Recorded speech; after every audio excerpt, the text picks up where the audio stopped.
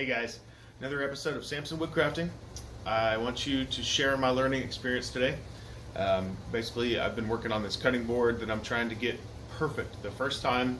To be honest, I found the instructions on a YouTube video, ended up buying this guy's PDF walkthrough as well as the Excel spreadsheet. It was like $8, and I'll leave a link in the description below as well for this gentleman. I really appreciate that dude. But basically, one of the things that he highlighted and that I'm going to take advantage of is how to join a piece of wood that is wider than your jointer is. So essentially, I have a 6-inch jointer made by Jet, and it limits me on a lot of things, at least until now, because you can only joint, basically you can only run a piece of wood over that that is 6 inches wide or narrower. And until now, I thought, well, I'm just going to have to cut everything that I get down to 6 inches until I get a bigger jointer, or hope that, you know, it'll be okay without me jointing it, which I've started to get away from. So the way to get around this, and I watched a video on this, and at first I was like, no way, there's no way it's going to work. I watched them do it, and it genuinely does work. So here's the idea.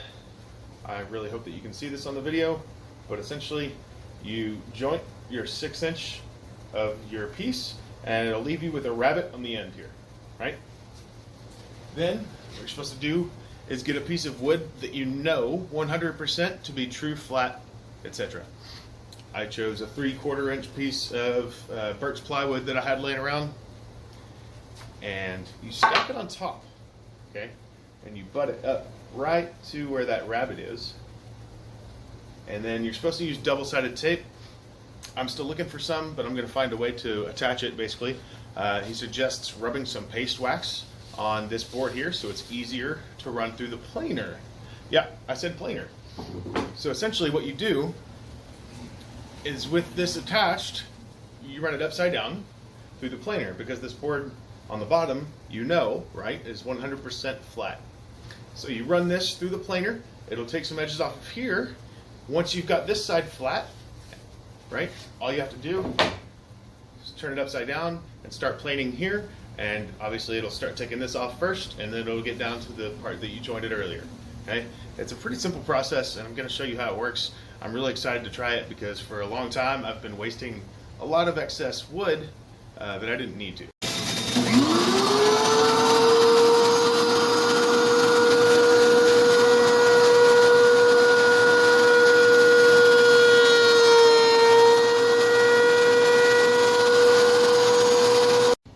So I have removed the piece of plywood and scraped off the double-sided tape as well as I could.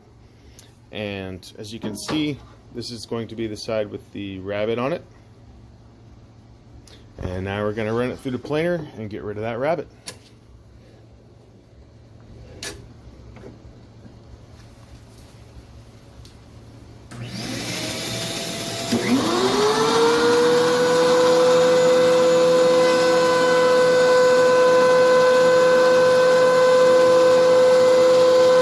Good news, everyone. So after trying this brand new technique that I just learned from a random guy on YouTube, turns out he wasn't full of it. Absolutely square. On the bottom as well, I'm very pleased. Now I know that I can join things that are wider than 6 inches. So if you were one of the guys like me who thought your 6-inch planer, or excuse me, your 6-inch jointer limited you to 6-inch stock, or that you needed to trim your boards to 6-inch widths, now you know you don't need to do that anymore.